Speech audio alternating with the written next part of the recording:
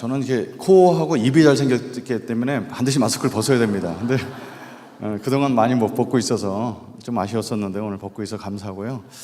이렇게 새벽에 청년들이 많이 나온 교회는 처음 봤습니다. 그래서 너무 감사하고 제가 이 자리에 오길 너무 잘했다는 생각이 들었습니다. 원래 청년부에서 저를 2번이나 이제 그 강사를 초청했었는데 날짜가 안 맞아서 한 번도 못 왔는데 청년들이 이렇게 뵙게 돼서 제가 마음의 빚을 갚는 것 같아서 너무 감사합니다. 자, 원래 제가 이렇게 준비한 말씀은 1시간 반인데요. 35분에 줄여달라고 그래서 35분에 줄여서 하겠습니다. 예, 저는 이 땅에 그 아주 독특한 경험을 갖고 태어나게 됩니다. 저희 아버님이 가정을 너무너무 사랑하신 분이셨습니다. 예, 그래서 가정을 하나 더 갖고 계셨습니다. 어머니 한 분 갖고 만족이 안 돼서라기보다는 저희 어머님이 아기를 못 낳으셨어요. 결혼 생활을 하시는 20년 동안에. 그래서 저희 아버님이 4대 독자시기 때문에 아들을 더 얻으시려고 새 가정을 얻으셨던 걸로 기억합니다. 근데 그 가정에서도 아기를 못 얻으셨습니다. 어머니 쪽의 문제가 아니라 아버지 쪽의 문제였던 것 같습니다. 그러나 저희 어머님이 그때 교회를 누가 다니자고 권했으면 교회를 다녔을 텐데 시어머니의 권유에 따라서 절에 나가게 되십니다. 그래서 천일기도를 통해서 아들을 얻고자 하셨습니다. 그래서 처음에는 집에서 왕복하고 다니시다가 너무 멀기 때문에 머리 깎고 스님이 되셔서 절에 들어가서 3년 생활하십니다. 3년 생활하고 마치고 들어오셨는데 저희 아버님이 이제 다른 집에서 하시다가 저희 어머니를 3년 만에 만나러 오셨습니다. 그래서 저희 아버님은 5종 세트를 갖고 계신 분이었습니다. 알코올 중독에, 도박 중독에, 여자 문제에, 그리고 집에 오시면 항상 폭력을 행사하셨고, 그리고 평생 무직으로 사셨습니다. 그 5종 세트를 다 갖고 계신 분이셨는데 아버님이 오랜만에 만나니까 저희 어머님 얼마나 또 이렇게 무섭기도 하고 그러겠어요. 그래서 외상으로 막걸리 3병을 받아다가 아버님한테 대접해 드렸는데 저희 아버님이 그날 기분이 좋으셨는지 너무 많이 혼자 드셔서 필름이 끊겨서 집으로 못 들어가시고 저희 집에 주무셨습니다. 근데 그날 그냥 안 주무셨는지 그날 밤 제가 잉태가 됐습니다. 낳고 보니 5대 독자 아들 태어났습니다. 얼마나 귀했겠습니까? 근데 문제는 저희 동네가 이제 제가 서울 신당동 출신인데 주소는 신당동이었지만 사람들이 문화동이라 부르는 산꼭대기에 살게 됩니다. 연탄 배달이 오지 않는, 짜장면 배달 같은 것도 거의 오지 않는 산꼭대기에 살게 됐는데 그 동네에서 살았던 모든 남자, 그중 여자분들도 마찬가지였지만 제 친구들도 그렇고 동네 형들도 그렇고 중학교나 고등학교 졸업하면 다 공장을 다녔습니다. 왜? 그 동네 사는 사람들은 대학에 대한 꿈을 가질 수도 없고 대학을 가는 사람도 없고 대학을 가도 보내줄 만한 형편이 있는 사람들이 없었기 때문에 다 공장 다녔습니다. 제 운명도 공장으로 가는 거였습니다. 근데 이 사람은 하나님께서 좋은 사람을 만나게 또 예비시켜 주시죠. 저희 아랫집에 살던 형이 계셨습니다. 그 형님은 다른 형들이랑 다 똑같았는데 저를 불쌍히 여겨주셔서 동생 삼아 주시면서 그 형이 인생을 먼저 살면서 터득했던 것들을 많이 알려주십니다. 제가 중학교 3학년 때 담배를 알려주셨고 고등학교 1학년 때 술을 어떻게 먹는지 알려주시면서 인생 뭐 있냐 이렇게 사는 거라고. 그래서 동네 그 아버지들이 모여서 술 드시고 도박하시고 집에 오시면 폭력 행사하시고 그런 가정에서 다 똑같이 자랐었는데 그 형이 어느 날 고등학교 3학년 되던 해 갑자기 공부를 하시겠다고 했습니다. 여러분 예전에는 대학 가기가 굉장히 어려웠는데 고등학교 3학년 1년 공부해서 대학 가기 굉장히 어렵습니다. 우리 동네에 대학 간 사람도 없고. 근데 그 형이 1년 공부한다고 독서실에 짐 싸갖고 들어가셨는데 거의 소식이 없다가 한 13개월, 14개월 만에 저희 집에 놀러 오셨습니다. 그 형이 저희 집에 놀러 올 때는 항상 가방을 갖고 오셨는데 그 옛날 때 책가방에 항상 거기 술이 가득했었습니다. 근데 그날은 똑같이 무거운 가방을 들고 오셨는데 그 가방 속에 술이 들어있지 않고 책이 들어있었습니다. 그리고 저한테 놀랍게도 그 한양대학교 전기공학과를 합격한 합격증을 보여주시는 것이었습니다. 인생의 충격이 됐습니다. 어떻게 1년을 공부해서 대학을 갈 수 있을까? 혹시 남의 거 컨닝한 거 아닌가 이런 생각을 갖고 있었는데 그 형이 책을 꺼내서 저한테 선물을 주시면서 그동안 내가 너한테 보여준 게 맨날 술과 담배 이런 것밖에 안 보여줬지만 너 아직 2년 남았지 않냐, 고등학교 2학년 3학년 이 책을 줄 테니까 공부해봐라. 그러면서 그 당시 홍성대 수학의 정석 1, 2 영어 책들을 쭉 했는데 1년 동안 얼마나 공부하셨는지 책에 손때가 새까맣게 묻은 거예요. 그리고 가끔 피자죽도 있습니다. 코피를 내서 공부하셔서. 그래서 제 평생에 가슴이 처음 뛰어보는 경험을 하게 됩니다. 나도 뭔가를 해야 되겠다는 생각. 그래서 그 형 책을 물려받고 그 형이 공부했던 독서실에 저도 들어가게 됩니다. 그 형은 1년 공부했지만 나는 2년이 남아있기 때문에, 그리고 반드시 그 형이 공부했던 독서실에 가야 됩니다. 왜냐하면 그 풍수지리서를 믿었기 때문에 거기가 명당자리일 것이다 생각을 하고, 그 형이 앉았던 그 독서실 13번 자리를 얻어서 그 형이 입었던 교련복을 어깨에 걸치고 그 형의 기운을 받아가면서 공부를 합니다. 그 2년을 열심히 공부했습니다. 그리고 나서 깨달은 것이 있었는데, 그것은 뭐냐면 사람이 IQ가 다르구나, 이런 걸 깨닫게 됩니다. 2년 공부해서 대학을 갈 수 있다는 건 어불성설이었습니다.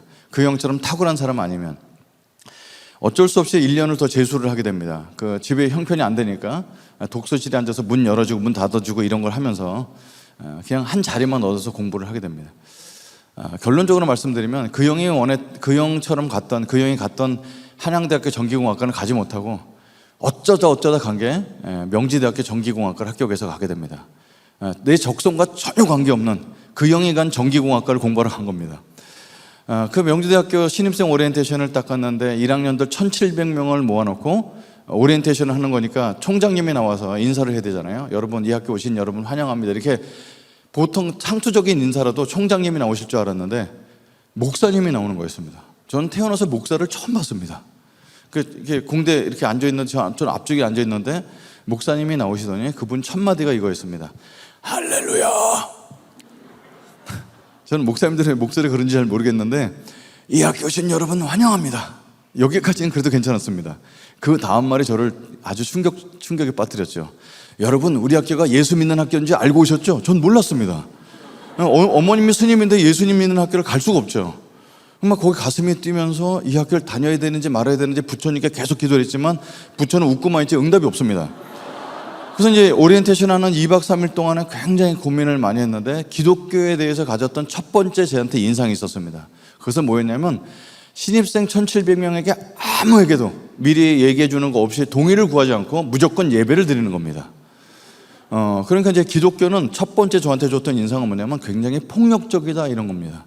묻지 않고 막 합니다. 그리고 예배 30분 끝나자마자 예수 영화라는 걸 보여주는데, 예수님이 나오는 영화인데 그 영화는 2시간 반입니다. 예수님이 노랑머리하고 나오는데 한국말 하세요. 안녕하세요. 이렇게 더빙돼 갖고 영화가 진짜 재미없습니다. 그 영화를 2시간 반 동안 그 추운데 틀어놓고 꼼짝도 못하게 합니다. 이거 얼마나 폭력적이겠어요, 제 느낌에. 근데 광고가 쫙 나왔는데, 여러분, 우리 학교 미션 스쿨이기 때문에 일주일에 한 번씩 드리는 예배에 반드시 참석해야 됩니다. 이게 출석 일수가 모자라면 졸업이 안 됩니다. 이렇게 광고 나오는 겁니다. 무섭죠, 학교가. 그냥 저는 학교를 다니면서 예배에 꼬박꼬박 참석합니다. 학교는 재미는 없었어요. 그렇지만 이제 저희 과는 1학년부터 4학년까지 다 남학생이었기 때문에 그 채플실에 가면 400명, 500명이 예배를 드린다는 기대감이 있어서 거기를 가게 됩니다. 왜냐하면 400, 500명이면 다른 과 학생들 올 거잖아요. 그럼 가정학과, 식품영양학과 이런 학생들 오면 여학생이 있을 거를 기대를 하고 갔습니다. 저는 앞자리에 앉아서 첫 시간에 400명을 뒤로 이렇게 돌아보는 거예요. 여학생이 있나 보는데 그 450명 되는 학생들이 다 돌아보고 있는 거예요. 공대만 모아놓고 여학생이 한 명도 없습니다. 그러니까 다 돌아보고 있는 거예요. 얼마나 실망스러워요. 학교가 그런 배려도 없어갖고. 그러니까 이제 아무 재미도 없이 학교를 다니는데 누군가 저한테 와서 말을 겁니다. 형제님, 이렇게. 여러분, 형제님이라는 단어는 기독교 용어인 거 아시죠? 근데 형제님 이렇게 딱 돌아봤는데 그 얼굴에 교회 다니면 이렇게 써 있어요. 얼굴이. 그런 사람 있어요. 이렇게 여기도 보면 몇 명 보이는데 교회 아니면 거의 환영받지 못하는 그런 얼굴이 있습니다. 그런 얼굴을 하신 분이 저보고, 형제님, 제가 이 학교에 다니는 목적이 있습니다. 예수 믿는 사람들의 두 번째 특징 뭐냐면 묻지 않아도 자기 얘기를 한다, 이런 특징이 있습니다. 자기 얘기를 하는데 이 학교를 다니는 목적이 있어요. 여러분, 형, 학교는 공부하러 다니는 거 아니에요? 아닙니다. 저는 이 학교를 복음하러 왔습니다. 그래서 그게 뭔데요? 그랬더니 형제님 같이 믿음 좋은 분을 찾아서 함께 많은 예수 안 믿는 사람 전도하는 게 저희 꿈입니다. 왜 제가 믿음 좋다고 생각하세요? 제가 3개월 동안 형제님을 관찰했는데 늘 앞자리에 앉아서 찬송도 크게 하시고 늘 열심히 했죠. 전 부처님의 자비하심으로 하는 건데 그 사람 눈에는 제가 교회 열심히 다니는 사람처럼 보였던 모양입니다. 그래서 그 형에게, 형, 저 절에 다녀요. 어머님이 스님이세요. 그때 깜짝 놀라는 겁니다. 그러면서 저를 계속 설득하는 거죠. 수업 끝난 다음에 꼭 1시간 정도 나를 만나달라고. 그래서 그 형이랑 약속을 했습니다. 수업 끝난 다음에 만나기로.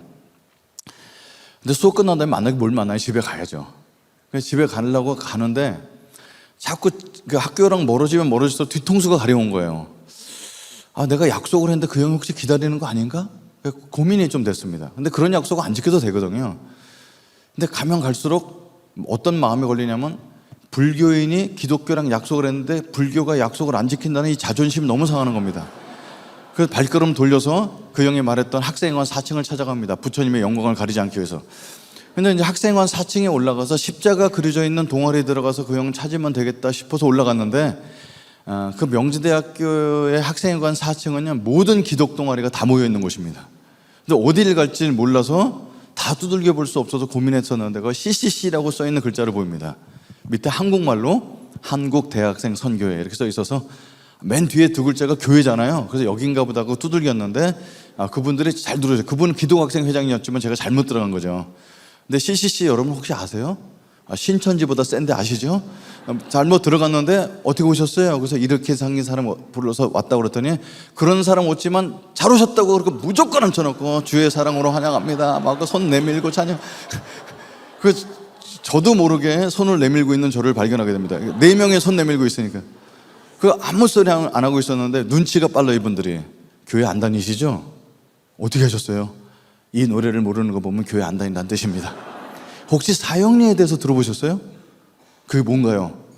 그랬더니 바로 펴서 하나님은 당신을 사랑하시며 당신을 위한 놀라운 계획을 갖고 계십니다. 읽어주는 거예요. 기독교의 세 번째 특징은 좀 무례하다 이겁니다. 그러니까 안 들어봤다고 그렇지 듣고 싶다는 얘기 한 적은 없는데, 이 사람은 무조건 읽어주는 거예요. 넌 무식하니까 들어야 된다, 이런 인상이 있습니다. 4명이 저를 쳐다보고 있는데, 이 기도문이 마음에 드십니까? 하고 예수님을 영접을 권하는 거예요. 여러분, 그렇게 10분 듣고서 누가 어떻게 예수님 믿을 수 있겠어요? 근데 거기 이제 남학생 셋하고 여학생 1명 있었는데, 남학생 셋은 전혀 마음에 관심이 없고 우리 과에 없는 여학생이 보이는데요, 이게 함부로 고개를 들어서 볼 수는 없었어요. 근데 신발부터 보는데 신발이 운동화를 신었어요. 제가 나이트클럽에서 봤던 아가씨들은 다 구두를 신었는데, 이제 바지도 펑펑짐한 거 입었지. 손을 봤는데 손톱에 아무것도 안 칠했습니다. 야, 신기한 여자다. 근데 이 기도문이 마음에 드십니까? 계속 묻고 있는데 저는 이제 안 듭니다 이게 얘기하고 집에 가야 되잖아요. 근데 이제 여학생 얼굴 한번 딱 봤는데요, 그동안 전혀 보지 못했던, 얼굴에 화장을 하나도 하지 않은 쌩얼에 머리를 뒤로 묶었는데 눈이 굉장히 맑은, 진짜 그동안 봤던 사람 중에서 전혀 새로운 사람의 얼굴, 한눈에 봐도 수녀다 이런 느낌을 받는 그런 얼굴이었습니다.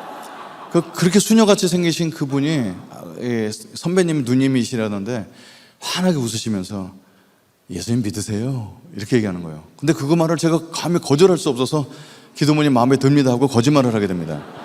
손 8개가 날라와서 제 손을 잡고 강제로 영접시켜서 영접을 당하고 집에 갔습니다. 이게 전혀 기독교랑 관계가 없는 생활을 하는 사람이었는데, 일주일 뒤에 저한테 사형리를 읽어주신 그분이 찾아오셔서 성경 공부를 합니다. 아주 쉬워서. 예수님이 누구십니까? 잘 모르는데요, 그럼 가로 열고 성경 구절이 있어요. 그거 읽어주십니다. 거기 하나님의 아들이라고 되어 있어요. 그럼 하나님의 아들인데요, 맞았어요, 쓰세요. 너무 쉬운, 유치원도 할 수 있는 성경 공부를 하면서 일주일마다 오셔서 밥을 사주시고 인태 고민 들어주시고 성경 공부를 하는데, 너무 받지 못했던 사랑 같은 걸 느꼈습니다. 3주를 했는데 재미가 없죠. 왜? 이렇게 여학생은 없고 그냥 1대1로 남학생만 만나니까. 그래서 그 형에게 여자를 소개해달라고 말은 감히 못하고, 형 1대1로 이렇게 공부해 주니까 너무 고마운데요, 혹시 저는 이렇게 사람들이 모이는 모임 같은데 못 가나요? 이렇게 물어봤어요. 근데 그 형이 눈이 조그마신 국문과 3학년 선배님이었는데 이렇게 눈이 커지시면서 이렇게 믿음이 빨리 자라는 형제는 처음 봤다고 너무 좋아하시는 겁니다. 제 속셈도 모르고. 그래서 그렇지 않아도 내가 오늘 모임에 초대할까 말까 고민하고 있었는데 와주시겠다고 해서 너무 고맙다고. 그래서 저를 데리고 모임에 갔습니다. 갔더니 이제 아까 얘기했던 CCC 서클룸, 옛날 때는 서클이라 불렀는데 동아리룸에 한 14명이 앉아서 이렇게 찬양하고 있는 겁니다. 근데 찬양을 그냥 이렇게 하지 않고요, 옛날 땐 율동이라는 걸 했어요. 갔더니 남학생들이 손을 허리에 얹고 막 이렇게 하는 걸 보고 제가 깜짝 놀랐습니다. 옆에 서 있었더니 이거 따라 하셔야지 마음의 문이 열린다고. 근데 이런 게 안 떨어지는 거죠. 제가 볼 때는 기독교에 갖고 있는 율동은 한마디로 얘기하면 정신병적인 좌우 대칭 운동이었습니다. 이쪽 한 번 하면 반드시 이쪽 한 번 하고, 이쪽 한 번 때리면 이쪽 한 번 때려. 그걸 따라하라고 그래서 이제 따라하는데 그거 괜찮았어요. 왜냐하면 옆에 사람 손 잡는 동작이 나옵니다. 그래서 그 누님 옆에 가서 이렇게 손을 한번 이렇게 살짝 잡아봤는데 교회 다니는 자매님들의 손은 그렇게 부드럽고 쫄깃쫄깃한 거예요. 그래서 너무 기분이 좋아서 있었는데 저한테 이제 손을 뭐 하나 이렇게 종이를 나눠주면서 여름방학이 얼마 안 남았는데 뭐 하실 거예요? 그러면서 이 캠프에 오세요. 줬는데 그게 CCC 여름 수련회였습니다. 교회를 한 번도 안 나가면 저는 그게 수련회가 뭔지 모르는데 대학생들이 10,000명이 모인다는 소리에 귀가 번쩍했습니다. 10,000명이면 5,000명은 여학생일 것이라는 확신을 가지고 어머니한테 그걸 들고 와서 어머니 시주 좀 부탁합니다. 뭔데 그랬더니 이 수련회 참석하는데 12,000원인데 좀 돈 좀 주세요 그랬더니 12,000원이 어딨어? 그래서 사진을 보여주면서 며느리감 데리고 오겠습니다. 그랬더니 바로 1,000원짜리 12장을 쳐서 저한테 등록비를 주셨습니다. 그래서 제가 수련회 등록을 하고 아직 일주일 남았는데 제가 수련회를 위해서 뭘 준비할 수 있을까 싶어서 4박 5일이면 담배 2각이면 충분하지만 혹시 손님 접대하려고 6각을 준비하고 밤 되면 또 이렇게 한잔 할 거 아니에요? 뻔하지 뭐 대학생 모였는데. 그래서 소주는 너무 격떨어지니까 그 당시에 유행했던 나폴레옹과 그 다음에 캡틴 큐 이 2병을 준비합니다. 그리고 혹시 노래 시키면 노래할 준비를 해서 앵콜송까지 준비를 해서 이제 윤수일의 아파트하고 내게 사랑은 넘었어 이 2곡을 준비해서 수련을 갑니다. 그게 이제 무슨 수련인지도 모르고 간 거죠. 그래서 갔는데 뒷장에 보니까 순서가 있어요. 그러니까 오전 특강, 뭐 오전 집회, 그다음에 선택 특강, 저녁 집회, 뭐 프로그램이 다양해요. 그래서 야, 그 준비를 많이 하는 데인 거구나 이렇게 가봤는데 그게 똑같이 아침에 예배, 점심 때 예배, 저녁 때 예배를 다른 말로 불렀다는 걸 알게 됐습니다. 밥 먹을 때도 뭐 외워야지 밥을 주는 아주 이상한 태어나서 처음 보는 그런 문화를 경험하게 되면서 첫째 날서부터 힘들어지기 시작합니다. 둘째 날도 힘듭니다. 이 노래를 할 때 서서 1시간 노래를 하고요.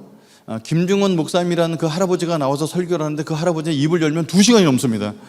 땅바닥에 앉아있는데 그거 너무너무 힘들었습니다. 그 11시에 취침인데 그 할아버지 설교가 11시 넘어서 끝납니다. 그래서 기독교의 4번째 특징이 뭐냐면 시간을 되게 안 지킨다 이런 거예요. 시간표랑 전혀 상관없어요.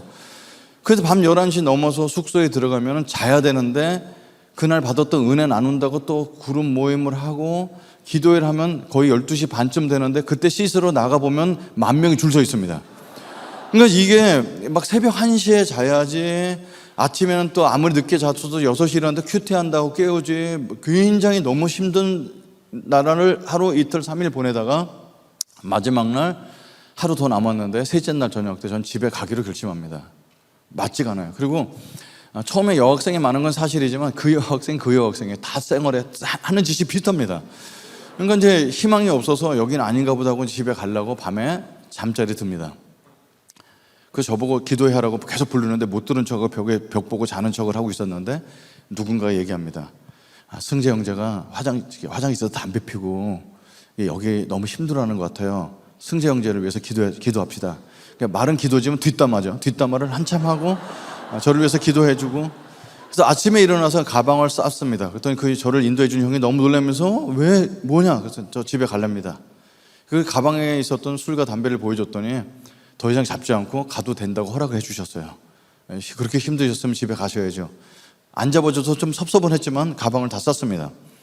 가방을 싸서 나가려는데 저를 붙잡더니 가는 길에 부탁이 하나 있어요. 그래서 뭐요? 그랬더니 기도해줘도 될까요? 그래서 제가 기독교물 3일에는 먹었잖아요. 하세요. 그 저를 붙잡고 기도해 줄 줄 알았더니 혼자 기도하지 않고 그 숙소에 20명이 자고 있었는데 그 모든 20명에게 소리를 높여서 얘기하는 겁니다. 여러분 승재 형제가 오늘 마지막 날인데 견디지 못하고 집에 간다고 합니다. 혹시 이 형제를 위해서 기도하고 싶은 사람 앞으로 나오시기 바랍니다. 20명이 다 나오는 겁니다. 여러분 그 당시 할렐루야 기도원에서 기도해서 사람 때려 죽인 사건이 막 이렇게 뉴스에 나올 때였는데 살짝 무서웠습니다. 20명의 남자들이 달려드니까. 근데 때리진 않고 손을 잡고 기도를 해주는 거예요. 여러분 제가 기독교물 3일이나 먹었습니다. 왜 교회 다니는 사람은 그렇게 기도를 할 때 소리를 치면서 기도하는지 부처님은 귀가 크시거든요. 그러니까 조그맣게 소리를 해도 다 알아들으시는데 하나님은 보청기가 필요하신 것 같았어요. 막 소리 지르고 기도하는. 그리고 한 명씩 돌아가면서 기도를 이렇게 해주는 겁니다. 이게 기도가 긴 거예요. 근데 한 명씩 돌아가면서 기도하는데 여러분 상식적으로 생각해 보세요. 제가 집에 간다고 합니다. 그럼 저를 위해서 기도해 준대요. 그럼 어떻게 기도해야 되나요? 버스도 잘 타게 해주시고 버스가 사고 나지 않고 잘 가게 해달라 이렇게 기도해 줘야죠.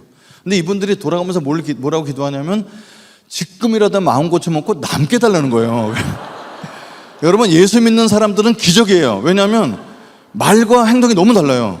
집에 가세요. 남게 주세요. 이게 뭡니까 이게. 앉아서 제가 눈을 번쩍 뜨고서 그 사람들이 한심하게 하는 기도를 다 듣고 있었습니다. 그래서 이제 기도를 하고 아유 이 형만 기도하면 집에 가면 되는구나 하고 손을 잡고 있는데 제 왼쪽에 저를 인도해 주시고 한 달 동안 성경 공부를 해줬던 그 형이 손잡고 기도하는데 기도를 안 해요. 그래서 왜 안 하지 보니까 웁니다. 막 벌써 눈물이 땅에 뚝뚝 떨어졌어요. 예수 믿는 사람도 울면서 할 말 다 하는 거 아시죠? 이 형제가 오늘이 마지막 날인데 막 사람들도 울고 난리 났어요. 근데 여러분 생각해, 제가 20살 때인데 제 손을 잡고 예수님 안 믿는 사람이 저를 위해서 울면서 기도해 주니까 느낌이 어떻겠어요? 와 감동이야 이런 생각 안 듭니다. 이 병신 왜 울어? 막 이런 생각 들면서 이게 여러분 울 때는 언제 우냐면 부모님이 돌아가셨거나 시련을 당해지 울지 내가 집에 간다는 지가 왜 울어요? 근데 어머님이 늘 저한테 하셨던 말씀이 있습니다. 승재야 우리가 돈은 없는 집이지만 살면서 남의 눈에 눈물 나게 하면 안 된다 이런 말씀을 잘 많이 하셔서 네 눈에 피눈물 날 수가 있어. 그래서 우는 형한테 손을 흔들면서 형 울지 마세요. 남으면 될 거 아니에요. 왜 울어요? 그랬더니 20명이 박수를 치면서 주님께 영광의 박수를 돌립니다. 이게 기도응답이에요. 여러분 제가 기도응답을 시켜준 사람입니다. 그래서 그날 남아서는 무슨 약속을 했냐면 내 멋대로 하도록 두는 거예요. 아무거나 하라고. 그래서 저는 하루 그냥 남기로만 하고 있어요. 그러니까 이제 화장실 가서 대놓고 담배를 피는 거지 뭐 도넛 만들고 막 사람들 약 올리고 그러고 있었어요. 그러고 있었는데 저녁 때 숙소에 불도 꺼지고 갈 데가 없습니다. 근데 저기 10,000명이 모여서 또 찬양하고 또 똑같은 거 해요. 근데 불 켜진 데가 거기밖에 없어서 찬양하는 시간은 싫으니까 찬양 끝날 때쯤 가서 뒤에 가서 앉습니다. 자, 저 할아버지 설교 1시간 반이나 2시간만 버티면 내일 간다 이러고 이제 앉았습니다. 아무 기독교에 관심도 없고 교회 다녀본 적도 없고 성경책도 없으니까 성경 한 줄도 읽어본 적 없는데 그날 밤 그냥 앉아 있었는데 주님이 제 마음에 찾아오셔서 저를 만나 주셨습니다. 그 할아버지가 올라오시더니 평상시에 다르게 강대상에 올라오자마자 소리를 치십니다. 모든 사람은 죄인입니다. 모든 사람은 죄인입니다. 아무리 똑똑한 박사도 똑똑한 죄인일 뿐이고 아무리 예쁜 미스 코리아도 예쁜 죄인일 뿐입니다. 성자일수록 자매록을 씁니다. 우리 양심이 우리가 죄인인 걸 말해줍니다. 여러분 21세기에 천국과 지옥이 없다고요? 아닙니다. 천국과 지옥은 분명히 있습니다. 아무리 지혜가 많고 똑똑한 사람이라 할지라도 깊이 학문을 파다 보면 주님을 만날 수밖에 없습니다. 근데 여러분 죄의 값은 사망입니다. 제가 37년 전에 들었던 설교입니다. 그 전에는 한 번도 무슨 얘기했는지 기억이 안 나는데 그 자리에 뒷좌석에 아무도 모르게 앉아있는데 막 말씀이 가슴을 확 파는 겁니다. 한 번도 교회 나가본 적 없는 저는 이게 마음의 충격이었죠. 그래서 이걸 어떻게 하지 하고 있는데 세상 사람들에게 아무도 고백한 적이 없는 저만이 알고 있는 죄가 여기서 올라오기 시작하는 거예요. 쏙쏙 올라옵니다. 여러분 저희 집에는 비밀이 하나 있었는데 저희 집에는 저보다 6년 전에 먼저 태어난 정신박여가 소아마비 누님이 계십니다. 실제 저희 누님인지도 확실하지 모르지만 저는 태어나면서 보니까 이렇게 말 못하는 사람이 있어요. 이게 다리는 걷지 못하니까 소아마비라서 늘 이렇게 돌아가실 때까지 다리가 제 팔뚝보다 가늘었고요. 먹는 건 다 위로 가니까 가슴도 크고 머리도 크고 이런 사람이 손으로 땅바닥을 짚고 다니면서 똥오줌을 있는 채로 싸고 밥을 먹여줘야도 먹는 늘 침 흘려서 젖어있는 바보 누나가 있었습니다. 저는 누나를 업어서 키우기도 하고 똥오줌도 제가 치우기도 하고 그랬어요. 왜냐하면 초등학교 2학년 때까지는 이게 집에 갔을 때 어머니는 공장 가셔서 새벽 4시에 나가도 밤 10시에 들어오시는데 그 똥을 싸고 앉아있으면 방에 들어가기 싫은 거죠. 방 하나밖에 없으니까. 어머니 올 때까지 그냥 마루에 앉아 있습니다. 그럼 어머니가 오셔서 물을 끓여서 똥을 치우시고 밥을 해둬서 밤 11시에 드시고 하는 거예요. 근데 초등학교 3학년 때 밤늦게 오셔서 그 누나 똥을 치우고 밥을 해드시는 어머니가 불쌍해서 제가 누나를 이렇게 넘어뜨려서 이제 바지를 벗겨서 똥을 치우는 걸 해봅니다. 사실상 그게 같은 식구니까 그걸 하죠. 그 바지를 벗기면 다리가 꺾어졌기 때문에 벗기기가 되게 어렵습니다. 벗기다 보면 온 다리에 똥이 다 묻죠. 그러면 손으로 다 긁어서 요강에다 털어놓고 물로 닦고 빨래비누로 엉덩이를 닦고 다시 물을 닦아서 바지를 입혀놓는 거예요. 그거 되게 어렵죠. 어렸을 때 하는 거니까. 그리고 나서는 문제는 손에 묻은 건데 그걸 빨래비누를 닦고 흙을 묻혀서 닦고 막 별걸 다 하고 10번을 닦아도 냄새 맡으면 냄새가 납니다. 근데 그런 식으로 누나 똥을 치우기 시작한 때서부터 초등학교 3학년 때 사람들이 제 근처에 오지 않으려고 그러고 짝꿍을 아주 싫어한다는 걸 알게 됐어요. 저는 냄새를 모르는데 사람들 제 몸에서 냄새가 나니까. 그러니까 저는 언젠가부터는 되게 소극적이고 구석에 집에 들어와서 벽 보고 우는 게 저희 취미가 됩니다. 여러분, 지금 사람들 앞에서 제가 이렇게 얘기할 수 있는 사람이 되는 건 얼마 되지 않았습니다. 여러분, 집이 폭력 가정 그리고 자신감이 없는 가정에서 자란 사람들은 지금도 제가 그런 트라우마 있습니다만 수업 시간에 손들고 자기 의견을 발표한다든지 손들고 나가서 얘기해 본 적 한 번도 없습니다. 저희 교회는 청년들과 신혼부부들만 구성되어 있는 작은 교회인데 저는 몇 번 얘기합니다. 여러분, 애들 보는 앞에서 절대로 싸우지 마세요. 부부가 싸우면은 태어난 아이가 아무도 그런 얘기 해준 적 없지만 엄마 아빠가 싸우는 것은 내가 이 땅에 있기 때문이야, 이렇게 죄책감을 느끼기 때문에 그렇습니다. 그러니까 한짝 구석에 얼굴이 그늘진 채로 벽 보고 울고 앉아있던 저였는데 제게 소망 같은 건 아니지만 제 속에 갖고 있는 막 울분 같은 게 있습니다. 그걸 어떻게 푸냐면 언젠가 가끔 와서 어머니가 공장에서 벌어온 돈을 주먹질해서 뺏어가서 술과 노름으로 탕진하는 그 아버지를 죽이고 싶었습니다. 저는 한 번도 태어나서 아버지한테 아버지라고 불러본 적 없고 어떨 땐 욕을 하고 뒤에서 저거 언젠간 내가 죽인다 이렇게 속으로만 이렇게 막 칼을 갈고 있었습니다. 근데 아버지는 워낙 크시고 그리고 아버지 어떻게 함부로 죽이겠어요. 그렇게 마음 먹는 거지. 근데 제가 고등학교 1학년 되던 때 아버지가 또 오셔서 어머니를 막 때리시는데 어머니 여자는 등치가 점점 좋아지시고 아버지는 알코올 중독이라서 삐쩍삐쩍 말라가니까 힘이 딸리시죠, 아버지가. 그래서 그날은 못 때리시나 보다 했는데 가시는 척 하시더니 화장실 옆에 있는 삼각형으로 된 뾰족한 부삽을 들고 들어서 부삽으로 어머니를 찍는 겁니다. 그래서 그걸 더 이상 볼 수가 없어서 오늘 내가 저 인간 죽이는 날이다. 그래서 부엌에 앉아서 숙제를 하다가 그 수박 자르는 식칼을 들고 들어갑니다. 전 청소년 집회 가서 가끔 얘기합니다. 여러분, 인생은 한 방이에요. 자기 꿈을 발견해서 대박 날 수도 있지만 욱하는 걸 참지 못해서 한번 인생은 한 방에 끝낼 수가 있습니다. 그날 칼 들고 들어가면은 저희 어머님이 제 뒤에 숨으면서 아버지가 부삽으로 휘두르는 걸 피하려고 그럴 줄 알았어요. 근데 칼을 들고 들어간 저를 보고 어머니는 저한테 달려듭니다. 그러면서 그 피 묻은 얼굴로 저에게 하셨던 말씀은, 승재야, 내가 뭘 보고 살겠냐? 이 바보를 보고 살겠냐? 네 남편을 보고 살겠냐? 너라도 그냥 정상적인 가정을 이루라고 그래서 붙들고 참고 있는 거야 하고 피 흘리는 얼굴로 눈물로 막 말씀하시는 그 어머니를 물리칠 수가 없어서 칼을 아버지 배가 아닌 장롱에 꽂아놓고 나갑니다. 그리고 아침에 엄마 아빠 다 나가신 다음에 집에 들어가서 학교 갈 준비하냐고 가방을 챙기고 그리고 이제 도시락을 싸고 마당에 나가서 씻고 방에 들어갔는데 저희 누나가 하는 게 있어요. 뭐냐면 제 책을 찢어요.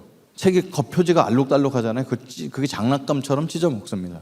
근데 그날은 하필이면 제 노트를 어저께 그나마 숙제해 놓은 그걸 찢어서 막 씻고 있는 거예요.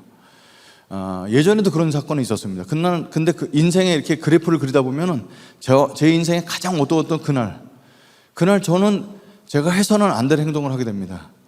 한 번도 그런 적이 없었는데 그날은 그 바보 누나가 너무 미워 보이면서 아버지 얼굴과 오버랩되면서 내 인생이 너무 힘든 거예요. 그래서 제 노트를 찍고 있는 그 누나를 주먹으로 가격하기 시작합니다.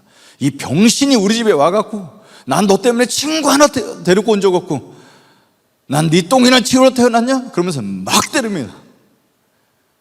자기를 방어할 수 없는 장애인이었습니다. 근데 말도 못합니다. 근데 입술을 바로 질려갖고 벌벌 떨면서 그만 때려달라고 저를 쳐다보는 그 얼굴을 막 가격을 합니다. 제 속에 그런 잔인함이 있는지 몰랐습니다. 수십 대를 때리고 학교를 갔다 와서 밤 어머니가 올 때쯤 되면 물을 끓여놓고 누나 목욕을 시켜야 됩니다. 그게 일주일에 한 번씩 저희 누나 목욕을 시키는 날인데 이렇게 옷을 쑥 벗겼는데 보니까 등허리나 가슴팍 이렇게 시커먼 자죽이 있는 거예요. 그래서 뭐가 묻었나? 때가 묻었나? 이렇게 만져보니까 제가 아침에 누나를 때리고 왔는데 온몸이 멍든 겁니다. 그래서 어머니가 오기 전에 빨리 대충 씻어서 옷을 입혀놓습니다. 나도 모르게 그걸 숨겨야 된다는 생각을 들었어요. 그래서 어머니가 목욕하자 그래서 목욕 다 시켜놨어요. 그 다음 주도 한 6주를 제가 목욕을 시킵니다. 멍든 자죽 없어질 때까지. 그 한 6주를 시키니까 멍든 자죽이 하나도 없어졌어요. 깨끗해졌어요. 완전 범죄예요. 아무도 모릅니다. 그 고등학교 1학년 때 2학년, 3학년 지나고 재수할 때 저희 누님이 26살 나이로 죽습니다. 돈이 없으니까 장례식장 가서 화장해서 뿌리고 그 뼈가루를 제가 산에다 뿌리게 됩니다. 완전 범죄입니다. 아무도 모릅니다. 장애인이 살아있다 할지라도 나를 고발할 수가 없습니다. 바보기 때문에 얘기를 못합니다. 근데 그 바보 누나가 죽었어요. 뼈가루를 제가 산에 뿌렸어요. 아무도 몰라요. 완전 범죄예요. 그런데 수련의 마지막 날 모든 사람은 죄인입니다. 죄의 값은 사망입니다. 아무도 모르는 죄가 여기서 막 올라오는데 견딜 수가 없습니다.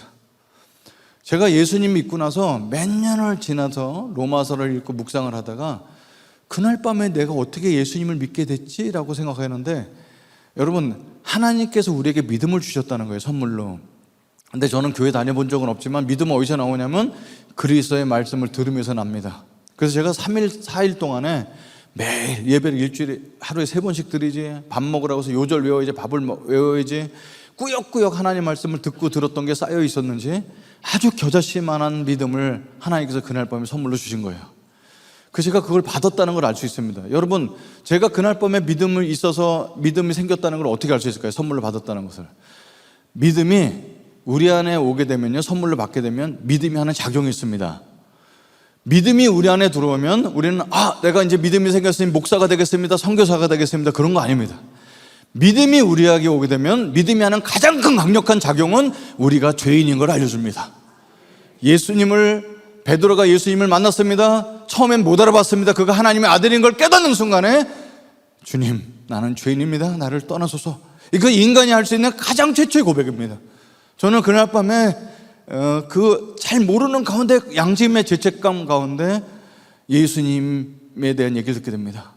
모든 사람은 죄인입니다. 죄의 값은 사망입니다. 그런데 이 죄를 용서받을 수 있는 길이 있습니다.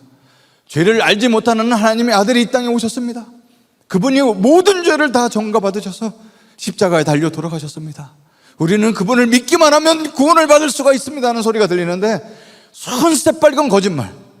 저는 예수님 믿기 전에 불교인이었기 때문에 예수 믿는 사람이 얼마나 경멸스럽냐면, 불교인은 죄를 잘못했으면 무릎팍으로 108계단을 오르든지 3000배를 들이든지 자기 죄를 씻으려고 자기가 노력을 합니다. 근데 예수 믿는 사람들은 자기 죄를 누군가에게 전가시켜서 자기는 죄가 없다고 얘기하는 아주 파렴치한 인간들이었습니다. 저는 그날 밤에도 내 죄가 내 죄값을 스스로 감당해야 된다고 생각을 갖고 있었는데, 제 경험이 있죠. 제가 초등학교 때죠, 친구한테 위에서 돌을 던졌는데 그게 아주 여길 맞아요. 그래서 피가 철철 납니다. 근데 저는 무서워서 집에 도망갔는데 그 어머니가 얘를 데리고 와서 병원에 가서 꼬매고, 그러고 나서 우리 집이 형편이 너무 가난하니까 저한테 뭘 요구하셨냐면, 야, 네 엄마 스님이지? 야, 무릎팍 저 절에 있는데 108계단 무릎팍으로 올면 용서해 줄게, 그럽니다. 그래서 돈을 낼 수가 없으니까 한 30계단 오르니까 무릎팍에서 피가 나더라고요. 근데 108계단을 제가 다 채웁니다. 자, 내 죄값은 다 씻은 거예요. 내가 학교를 가봤더니 그 친구가 여전히 붕대에 감고 있고, 붕대를 풀었는데 꼬맨 자국이 있어요. 여러분, 108계단을 무릎팍으로 가서 죄를 씻을 수 있다면 저는 1800계단이면 18,000계단 평생 오를 겁니다. 3000배를 해서 죄를 용서받을 때면 30만 배를 하겠습니다. 그런데 그렇게 해서 죄를 용서받지 못한다는 걸 너무 깨닫고 있는 불교인이었습니다. 그런데 그날 밤에 죄를 알지 못한 예수님이 오셨습니다. 그분을 믿기만 하면 우리는 죄를 용서받을 수 있습니다 하는데, 자존심을 다 내려놓고 예수님께 기도를 합니다. 예수님, 난 교회 안 다니는 거 아시죠? 그리고 저는 헌금 한 적도 한 번도 없고 성경책 읽어본 적도 없는데 나 같은 것도 용서받을 수 있나요? 그런데 눈과 코에서 막 물이 쏟아지기 시작하면서 지난 수많은 과거들이 막 떠오르는 겁니다. 근데 소리가 들렸습니다. 이 자리에서 예수 그리스도를 마음의 주인으로 모시고 싶은 사람은 자리에서 일어나시기 바랍니다. 창피해서 못 일어나죠. 근데 여기저기서 일어나는 소리가 들려서 저도 용기를 내서 일어나서 예수님을 받아들이는 기도를 진짜 진지하게 합니다. 저한테만 있는 체험인데, 그날 파란색 불빛 같은 게 내 가슴 속에 들어오면서 저를 향해서 환하게 웃어주는 얼굴을 만나게 됩니다. 눈, 코, 입은 없는데 나를 향해서 환하게 웃어주는 걸 경험하게 됩니다. 그 빛을 끌어안고 숙소에 들어가서 잡니다. 아침에 눈을 떠서 딴 사람들 다 자고 있었는데 새벽 5시에 눈이 떠졌습니다. 벌써 해가 떴어요. 근데 전날 밤에 얼마나 비가 많이 왔는지 자는 동안도 쿵쿵쾅쾅 하도 번개가 치면서 비가 너무 많이 와서 아침에 해가 뜬 게 신기하다 싶을 정도로 새벽 5시에 딴 사람 자고 있을 때 강당에서 나가고 숙소에서 나가서 바깥을 나갔는데요. 비가 온 다음 날이라서 그런지 해가 너무 세상이 깨끗한 거예요. 그렇게 깨끗하지 이렇게? 맑고 깨끗하네? 속으로 그러고 있었는데 제일 먼저 눈에 들어온 것이 땅바닥에 있는 아스팔트였어요. 아스팔트에 물이 살짝 고여 있는데 그 아스팔트 검정색이 너무 예쁜 거예요. 세상에 이렇게 검정색이 예쁘지? 그래서 쭈그리고 앉아서 아스팔트를 만져봅니다. 흑진주 같이 예뻤어요, 아스팔트가. 그리고 눈을 들어서 나뭇 이파리를 보는데 나뭇 이파리가 아침 햇살에 반짝거리는데 영화에서 무슨 필터를 낀 것처럼 너무너무 반짝거리고요. 바람이 불어서 가지가 흔들리는데 어저께 내가 예수 믿은 걸 축하해 주냐고 온 나무가 춤을 추는 겁니다. 세상에 너무너무 달라져 보였어요. 어제 제가 낮에 시간에 놀면서 송사리들 괴롭힌다고 옆에서 이제 그 시냇물 흐르는 데 가서 송사리 발로 차고 한 막 그렇게 것이 아침에 떠올라서 송사리들한테 사과하러 가야 되겠다 싶어서 송사리한테 사과하러 갑니다. 여러분 20살 때 감성이에요. 그러니까 그 송사리 어저께 발로 찬 거 미화해서 이제 발을 담궜는데 송사리가 안 보여요. 그래서 혼자서 중얼거리면서 송사리들아, 나 어제 예수 믿었어. 너희들한테 사과하러 왔어. 그런데 한 마리가 나와서요, 제 다리에다가 키스를 딱 해주고 들어가는 거예요. 그래서 너가 어저께 예수 믿은 거 아니? 고마워. 이런 한 마리 또 나와서 내가 말을 한마디 할 때마다 송사리가 나와서 다리에 키스를 해줍니다. 나무가 나를 향해서 춤춰주고 송사리들이 나를 위해서 막 예수 믿은 거 축하해주고 막 온 세상이 달라졌어요. 근데 사실 우리 집 찢어지게 가난한 거 똑같고 제가 음란한 거 똑같고 우리 아버지 알코올 중독은 똑같은데 세상이 너무너무 달라진 겁니다. 그래서 숙소로 걸어 들어가는데 제 마음속에 떠오르는 얼굴은 어머니 얼굴이 아니라 아버지 얼굴이 떠오릅니다. 평생 죽이고 싶어 마음속으로 수백 번 죽였던 그 인간. 근데 그 아버지 얼굴이 떠오르는데 나도 모르게 중얼거리는 말은 뭐였냐면 서울에 올라가면 아버지랑 식사 한번 해야 되겠다 이렇게 중얼거리는 저를 발견합니다. 그 나중에 돌아보니 그게 아버지를 마음에 품고 용서하는 순간이었어요. 여러분 어떻게 예수님을 믿어갖고 뭐 용서를 해야 된다는 얘기를 안 들었는데 어떻게 용서하는 마음이 들었을까요? 나중에 돌아보서 해석해보는 거예요. 우리 아버지는 어머니를 때렸죠? 근데 저는 장애인을 때렸죠? 엄마는 방어라도 할 수 있죠? 저는 방어할 수 없는 인간을 때렸죠? 아버지를 죽이고 싶었던 그 잔인함을 갖고 있었는데 저는 아버지보다 더 잔인한 인간이라는 걸 알게 되는 거죠. 그래서 아버지랑 식사 한번 할 수 있는 용기가 생기는 겁니다. 그 들어갔는데 어떤 나보다 키가 큰 형인데 모르는 사람인데 같은 숙소를 쓰고 있는 사람이죠. 근데 저한테 파란색 기도원에서 나온 성경책을, 신약만 나온 성경책을 주는 거예요. 어제 예수 믿는 거 봤어요. 성경책 없으시죠? 읽어보세요. 근데 요한복음부터 읽어보세요. 요한복음. 그렇게 하는 거예요. 저는 그게 뭔지 잘 모르지만 앞에 보니까 마태복음이야. 뒤에 넘겨서 요한복음부터 읽는 거예요. 쉬는 시간마다. 여러분 불경은 산스크리트어로 된 걸 갖다가 한자로 번역해서 거기다가 한글로 그 발음기호를 달아서 외우는 거예요. 그 정곱제는 수리수리 만수리 수수리 사보 오박내 진정 오음도로 도리시면 이거 5살 때부터 외워서 천수경을. 근데 무슨 뜻인지 몰라요. 설법을 들어야지만 알아요. 근데 성경은 태초에 하나님이 천지를 창조하시는 한국말로 되어 있잖아요. 그러니까 불경보다 훨씬 쉽죠. 근데 깊이는 알지 못하지만 예수님 이 땅에 빛으로 오셨다, 모았다, 포도주를 물 갖고 포도주 만들어 이렇게 읽는 거예요. 아는 것만 알고 모르는 건 모르는 거고. 근데 쭉 읽는데 요한복음 10장을 읽는데 예수님이 양을 사랑하신다는 얘기가 나와서 아무리 지혜가 없는, 지식이 없는 사람이도 그 양을 우리를 빗대서 얘기한 건 좀 알 수 있죠. 근데 내가 온 곳은 양으로 생명을 얻게 하고 라는 부분을 읽고 있는데요. 생명이라는 단어가 이렇게 쑥 올라와 보입니다. 저는 가끔 저랑 비슷한 체험이 있는 사람이 있어요. 어떤 단어가 이렇게 쑥 올라와 보이는 경험이 있어요. 생명이라는 단어가 쑥 올라와 보이는데 저는 직감적으로 압니다. 지금 환경은 똑같지만 내 속에 있는 뭔가 넘치는 기쁨 같은 거, 아버지를 대면할 수 있는 용기가 있는 거, 세상 똑같지만 세상에 이제는 살만한 세상으로 깨끗하고 밝다는 거, 이런 것들을 막 느껴지는 움틀거리고 나무가 춤추고 막 이런 것들이 생명이라는 걸 알게 됐어요.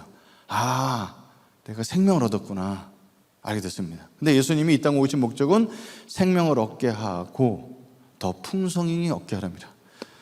그래서 저게 풍성히 얻게라는 것은 이제 뭔지 잘 모르죠. 근데 이제 인생을 돌아보니까 알게 됐습니다. 예수님이 이 땅에 오신 목적이 우리한테 예수님을 믿게 해서 천국에 데려가는 거였다면 우리는 예수 믿는 사람 죽여서 빨리 천국 데려가는 게 맞습니다. 근데 예수님은 제가 예수님 믿고 나서 지금 37년 동안 살려두고 계세요. 왜? 이 땅에 있으면서 하나님 나라를 맛보고 풍성한 삶을 맛보도록 하는 겁니다. 근데 여러분, 풍성한 삶은 이 자리에 계신 분들이 수백 명 앉아 계시지만 사람들마다 풍성한 삶에 대한 정의가 다 다른 거예요. 왜 그러냐면 자기가 느끼는 결핍이 다 다르거든요. 어떤 사람은 공부를 잘하는 게 풍성한 삶일 수 있고, 어떤 사람은 아이돌이 되는 게 풍성한 삶이 될 수 있어요. 근데 저한테는 풍성한 삶이 뭘까요? 행복한 가정입니다.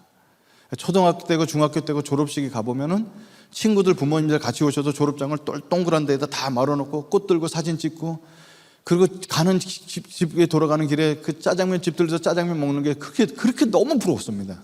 그러니까 어느 날 초등학교 졸업식 날 끝나고 집에 가는데 저희 집에서 초등학교 가는 그 골목 사이에 짜장면 집이 3개나 있어요. 얼마나 먹고 싶겠어요, 그 초등학생이. 근데 지나가는데 그 선텐을 이렇게 반만 해갖고 앉아서 사람 여기가 이렇게 보이는데, 그랬더니 아주머니가 한 번 쑥 일어나더니 나보고 들어오는 거예요. 제 친구 어머니예요. 그 어머니는 우리 집에 형편 알기 때문에 와서 짜장면 먹고 가라고 부르는데 거기에 용기가 없어서 들어가지 못하고 울면서 집으로 뛰어들어갑니다. 그러니까 평생 나는 나의 소망은 뭐냐면 결혼해서 아기를 낳아서 아이들이랑 같이 짜장면집 가서 짜장면 사 먹는 집이 돼야지. 이게 아주 단순하지만 저한테는 그게 풍성한 삶이었던 것 같아요. 여러분, 이렇게 깨진 가정에서 결핍이 많은 사람이 예수 믿고 교회 가면 어떤 현상이 벌어질까요? 자꾸 빨리 결혼하고 싶어서 이 자매 저 자매 찝쩍거립니다. 그러니까 그렇다고 제가 나쁜 짓 하고 다니는 거 아니었는데, 야, 이렇게 해서 사람을 사귈 수가 없겠다 싶어서 저를 대학교 다니면서 인도해 줬는 그 수녀 같은 누님한테 부탁을 합니다. 여자친구 좀 하나 소개해 주세요. 그랬더니 CCC는 여기 연애하는 곳이 아니야. 그래도 하나 소개해 주세요. 계속 그랬더니 기도해 볼게요. 그랬어요. 그 소개를 안 해주는 거예요. 나중에 알고 봤더니 기독교에서 기도해 볼게요는 안 된다는 뜻이었어요. 근데 계속 졸랐더니 그 누나가 자기 제자 순원을 소개해 줬습니다. 그래서 연애를 했는데 7개월을 진짜 걔도 날 사랑하고 나도 걔도 첫사랑 나도 첫사랑인데 이게 어려운 거예요. 왜? 그 자매가 너무 공부를 잘해요. 그래서 매일 영어 시험 보고 토플 시험 보고 그러더니 어느 날 저보고 미국의 2학교에 합격이 됐다고, 유학을 가게 됐다고 그러면서 나보고 기다려줄 수 있냐고 그렇게 물어봅니다. 당연히 기다려야지. 얼마나 공부할 건데 그랬더니 짧으면 7년 길면 10년 공부하고 온답니다. 여러분, 그러면 그 당시에 30살이면 굉장히 나이 먹었는데 30 넘어서 사귄단 말이에요. 말이 안 돼서. 그 자매가 늘 저한테 편지를 쓸 때 뭐라냐면, 사랑은 새의 날개를 꺾어서 자기 곁에 두는 것이 아니라 날아갈 수 있도록 놔주는 거라고 맨날 그렇게 시를 보내왔어요. 그래서 떠나 보냅니다. 덕수궁 2바퀴 돌고 학교를 갔는데 그 자매가 없으니까 학교가 막 빛이 꺼진 것 같아요. 맨날 이러고 다녔는데 그 누나가 이렇게 부르면서 그 여자친구 미국 갔다고 그렇게 사람이, 남자가 그게 뭐냐고, 너무 맥이 없는 것 같아서 그럴 줄 알고 한 명 더 준비했어. 그래서 소개를 해줬는데 그 자매는 너무 집이 부자랑 또 안 맞아요. 그 자매 또 CCC 나가면서 헤어지게 되고, 졸업해서 한 사람 더 사귀었어요. CCC 간사하는 동안에. 그러니까 이 애정 결핍인 거죠. 자꾸 가정을 빨리 만들고 싶어서. 가정을 만드는데 무서워요. 왜? 제가 교양 과목을 듣는데 아버지가 어머니를 구타하는 걸 보고 자란 사람은 결혼해서 반드시 아내를 때린다는 거예요. 그게 얼마나 무서워요. 그게 내가 내 자신이 컨트롤이 안 된다는 그 사실이. 그러니까 믿음 좋은 자매를 찾는 거예요. 근데 대학교 졸업하고 CCC 간사할 때 한 명 더 사귀었는데 제가 금이 중국 선교사로 헌신했기 때문에 중국 선교 가야 된다니까 자매가 너무 힘들어하는 겁니다. 그래서 5일 동안 기도원 가서 금식 기도를 하셨어요. 나오시더니 주님께서 말씀하셨다고, 형제는 아니라고 말씀하셨다고 너무 좋아하시는 겁니다. 그래서 헤어지게 됩니다. 그래서 계속 저한테 자매를 소개해줬던 그 누나가 너무 불쌍했는지 편지를 써서 7장을 쓰셨는데 저의 거룩하지 못한 행실, 그 다음에 저의 장점 다 써놓으셨더니 사역자가 넘어지는 길이 3가지래요. 돈 문제, 그 다음 권력 문제, 여자 문제. 형제는 돈과 권력은 잘 넘어갈 것 같은 여자 문제 때문에 불안하다고, 더 이상 근데 소개해줄 자매는 없다고, 그러면서 나는 어때? 이렇게 쓰셨어요. 지금 그 누나랑 결혼해서 30년 넘게 살고 있습니다. 여러분, 제가 그 누나를 때린 적이 있을까 없을까요? 언어폭력 한번 쓴 적이 없습니다. 왜냐하면 그 4대째 믿는 집안의 정서가 너무 안정되고, 저는 결혼해서 아버지처럼 되지 않으려고 하는데 제 톤 속에서 아버지 얼굴이 나오고 목소리가 나오는 걸 발견하게 됩니다. 수건이 왜 없어? 그럼 아내가, 여보, 그거는 그렇게 큰 소리를 할 얘기가 아니에요. 근데 저는 배운 게 그 소리니까. 그래서 밤에 화나면 저 혼자 막 화를 냅니다. 제 아내는 가만 듣고 있다가 오늘은 대화 안 되니까 잡시다. 그러고 자요. 근데 사람이 자고 일어나면 제 정신이 들잖아요. 그래서 아침에 일어나서, 여보, 내가 어저께 화낸 거 잘못했어요. 그럼 뭘 잘못했는지 10가지 써오세요. 그럼 이렇게 10가지 이렇게 써가면은 이제 점점점 지금 30 살면서 거의 쓸 일이 없어졌습니다. 같이 살면서 그분은 감정 기복이 없는, 그 회전하는 그림자도 없는 아주 그런 삶을 살고 계시는 분입니다. 저는 예수님 믿고 나서 같이 하나님께 약속한 대로 아이들 3명 데리고 3살, 2살, 3개월 되는 애를 데리고 95년도에 중국 선교사로 가게 됩니다. 그 땅에 중국 선교사를 가서 한인교회 나가지 않습니다. 왜냐하면 한인교회 나가면 아버지가 뭐 하시는 분이냐, 뭐 하는 분이세요, 그럼 아무리 거짓말해도 다 알기 때문에 한국 사람들 접촉을 하지 않고 제가 교회를 하고, 그리고 삼작교회 보내기도 하고, 그러면서 애들을 그냥 집에서 주일학교를 한번 키웠어요. 중국 학교 보내고. 근데 이제 한국말을 배워야 되기 때문에 토요 한글 학교를 보냅니다. 그랬더니 거기서 친구를 사귀어오면서 아빠 내 이 친구 집 가서 놀고 싶어. 얘네들이 한국 애들이니까 아무리 중국말을 자기 나라 말처럼 잘해도 중국 애들 집보다는 한국 집에 가고 싶어 하는 거예요. 어느 날 파자마 파티 한다고, 친구 생일이라고 누구 집에 간다는 거예요. 내가 그 집을 알거든요. 대기업 주재원 집인데 그 집은 거실 크기만, 거실 사이즈만 해도 우리 집보다 넓습니다. 그리고 딸 둘이 있는 집인데 큰 딸은 신데렐라로, 둘째 딸은 백설공주로 방을 꾸며놨어요. 너무너무 기가 막힌 집에 우리는 방 한 칸에 남자애까지 섞여서 한 방에 살고 있는 그 환경 속에 있는 애가 그 집 가서 보고 오면은 상처를 입겠다 싶었어요. 근데 친구 집 간다는 거 어떻게 하겠어요? 그래서 그 잘 갔다 와. 그리고 이제 그 집에 택시 태워서 보내고 토요일 날 아침에 그 집에서 파티를 잘 끝나고 아침까지 먹여서 저희 집에 보내왔습니다. 큰 딸이 초등학교 6학년인데 갔다 오면 아빠 그 집이 얼마나 부자인지 알아? 막 이런 얘기 할 줄 알았어요. 근데 그런 얘기 하나도 하지 않고 이제 혼자 중얼거리는 말처럼 아빠 나는 결혼해도 아빠 집 근처에서 살고 싶어요. 왜? 아빠 제가 결혼해서 아기 나면 나도 딸 둘이 아들 하나 낳을 건데 아빠 집 근처에 있을 때 아빠가 우리 어렸을 때 태워줬던 말과 등모와 이런 것들 똑같이 해주셔서 우리 애들 키워줬으면 좋겠어요. 이런 얘기를 하는 거예요. 여러분, 저는 우리 애들이 태어났을 때 영화 같은 데 보면 아이들이 태어나면 너무 기뻐하잖아요. 와, 딸 주셨네, 아들 주셨네. 근데 저는 애들이 태어날 때 너무 무서웠어요. 그러니까 어떻게 키우는지 모르겠어. 너무 무서웠는데 최선을 다해서 키운다고 아이들이랑 놀아주고 이렇게 키웠는데 그 아이, 제 큰딸 나이 입에서 자기가 아기 나면 아빠 집 근처에 살면서 키워주기를 기대하는 그 마음이 그게 너무 감격스럽습니다. 그래서 저는 화장실 들어가서 물을 틀어놓고 많이 울게 됩니다. 아이들이 그동안 살았던 것이 돈이 많건 적건 떠나서 행복했구나, 이런 생각을 가져봅니다. 이 아이가 다 커서 이제 학교에 취업을 해갖고 집에서 왕복 4시간이 걸리는 거리를 못하니까 할 수 없이 집에서 방을 빼갖고 나갔습니다. 독립을 했습니다. 그러면서 호족에 있는 거를 호족에서 이제 그 세대주가 돼서 분리해서 나가는 거예요. 왜? 그래야지 청년 통장이니 뭐 받을 수 있으니까. 근데 주민등록상에 5명이 있어도 자기가 빠져나가는 게 마음이 걸렸던 모양이에요. 그렇지 않아도 학자금 대출 3,400만 원 되는 걸 그동안 직장생활 3년 하면서 겨우겨우 갚았던 애가 그날 밤에 짐을 빼갖고 나가는 그날 저한테 엄마 아빠 앉혀놓더니 봉투를 주는 거예요. 저한테 봉투 하나, 엄마한테 봉투 하나. 50만 원씩 들었어요. 그 얘가 아는 거죠. 엄마한테 100만 원 줘서는 아빠가 1원도 못 받는다는 거 아니까 이제 50만 원씩 50만 원씩. 그러면서 이 돈 왜 주냐? 너 돈 갚기도 어려웠는데. 그냥 드리고 싶었어요. 그래서 봉투를 받아서 고맙다고 봤는데 뒤에 스티커를 이렇게 붙여놨는데 스티커에 글이 써 있는데 뭐라고 써 있냐면 그리운 아빠의 무등 어부바 이렇게 써 있습니다. 우리들은 자녀를 키울 때 유럽 여행 갔다 오고 어딜 갔다 오고 어마어마한 걸 한 걸 기억할 거라고 생각하는데 아이들은 돈이 하나도 안 드는 일, 삶과 삶을 부딪히고 피부가 피고 맞댔던 그 순간을 기억한다는 사실입니다. 저는 나름대로 그 애들이랑 같이 하면서 어느 날 같이 얘기를 하는 거죠. 우리 아들 보고 아들아, 너희 누나 같은 사람 우리 집 며느리로 들어오면 어떻겠냐? 어유 좋죠. K 장녀죠. 뭐 엄마 아빠도 셀 줄 알고 뭐 이게 김장 담근다면 미리 하루 월차 내서 미리 김장 담그러 오는 이런 딸 좋죠. 너는 나는 우리 아들 같은 저보다 나이가 어린 사람 중에 존경하는 사람 2사람인데 그 중에 한 사람이 제 아들입니다. 아주 꼼꼼하고 이 중국에 살 때 시장을 가요. 얘가 초등학교 2학년 3학년 대가 시장 가면 왜냐면 이렇게 땡기면 돌아가면 팽이를 파는데 시장이 싸거든요. 시장에서 사갖고 학교에 가서 그걸 중국 애들한테 팔아먹어서 장사하는 애예요. 얼마나 짠돌인지 모릅니다. 그 진짜 최저시급 받으면서 돈을 몇 천만 원씩 저축해갖고 부모한테 기대지 않고 버티는 애죠. 그래서 야, 너 같은 아들이 신랑 사위로 들어오면 너무 말할 거 없다. 네 여동생은 어떠냐? 아유 이쁘고 좋죠. 책임감도 강하고. 그지? 자기 집 식구를 자기 집 며느리와 사위로 맞을 때 기뻐한다면 우리 집은 성공한 거야. 딴 건 몰라도 이건 성공한 거야. 이제 모여서 같이 손잡고 기도하고 밥을 먹고 이런 삶이 저는 하나님께서 풍성한 삶을 주셨다고 생각합니다.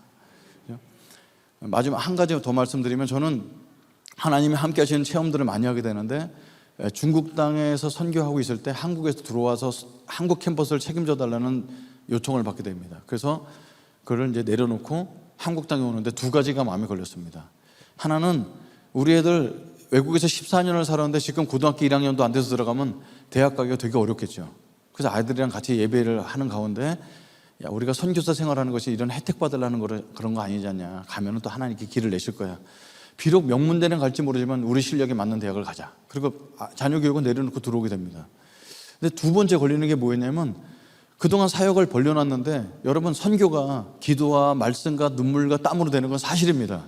근데 돈 없으면 선교가 안 된다는 사실 아세요? 그래서 1년에 한 번씩 3천만 원 정도는 4천만 원을 모금해야 제가 벌려놓은 148개 캠퍼스 사역과 사무실을 운영할 수 있는 돈이 나오는데, 저는 책임자니까 모금을 해야죠. 근데 제가 떠나게 되면 현재 간사들이 그 돈을 모금한다는 사실의 짐이 너무 컸습니다. 왜냐하면 이 친구들은 자기 생활비 한 달에 10만 원을 모금 못하는 중국 청년 학생 간사들에게 이걸 맡기는 게 너무 짐스러워서 계속 기도를 했어요. 하나님, 1년마다 3, 4천만 원 되는 돈을 이 친구들이 어떻게 모금할까요? 계속 고민을 했는데, 하나님께서 한인교회를 찾아가 보라는 감동을 주십니다. 여러분, 한인교회 한 번도 14년 동안 안 나갔던 사람이 가서 모금을 요청하는 게 너무 부담스럽잖아요.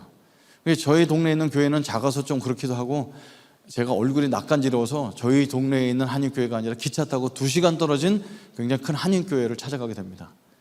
그 한인교회는 다 목사님들도 다 가명을 쓰기 때문에 주소도 찾기 어려워요. 그래서 전화번호를 얻어서 전화 걸었더니 비서 되시는 집사님이 전화를 받으셔서 목요일 날 2시에 약속을 잡아주십니다.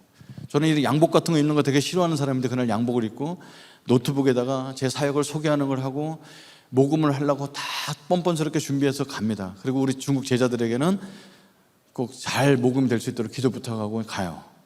그래서 가면서, 하나님, 혹시라도 제 사역을 이해해 주는 사람, 저를 아는 사람 만나게 해달라고 계속 기도하고 가서 담임 목사님을 실에 찾아갔는데요, 담임 목사님을 아는 사람을 만나게 됩니다. 그 담임 목사님 누구냐면, 어렸집에 제 아랫집에 살면서 술과 담배를 갈려줬던 그 형님이 거기 담임 목사인 거예요.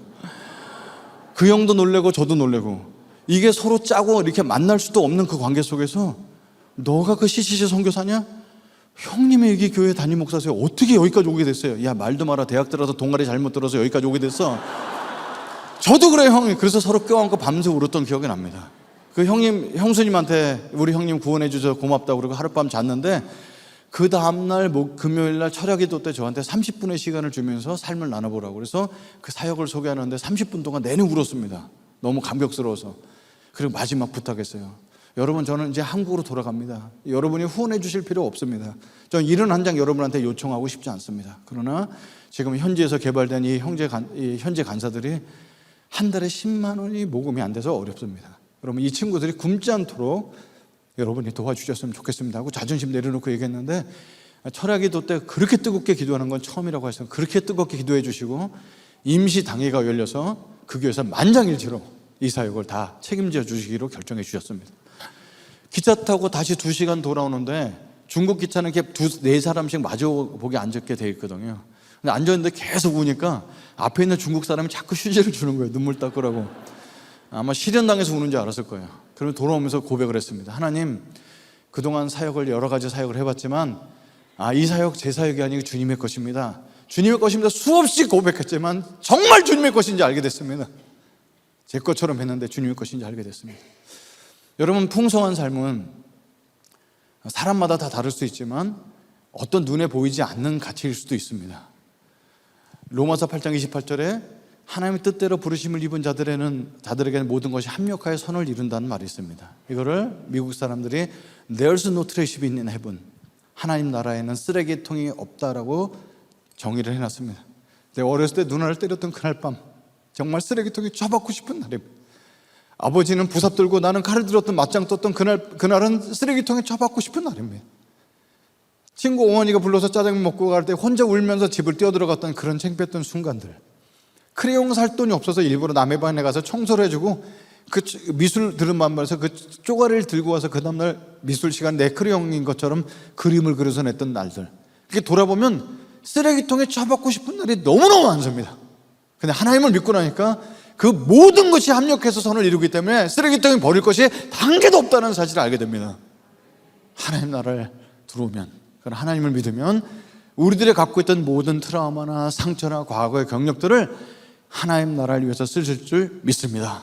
그래서 이 자리에 계신 여러분들, 오늘 이렇게 새벽 기도까지 나오시고 청년까지 나와서 너무 아름다운데, 모두 한 분 한 분이 다 그냥 교회에서 쓰임 받을 수 있는 무슨 유용한 율권 되는 것도 굉장히 좋은 일입니다. 그러나 그보다 더 중요한 것은 예수님을 만났더니 생명이 있고 풍성한 삶이 주어졌다는 사실을 믿고 사시는 여러분 되기를 간절히 축원합니다.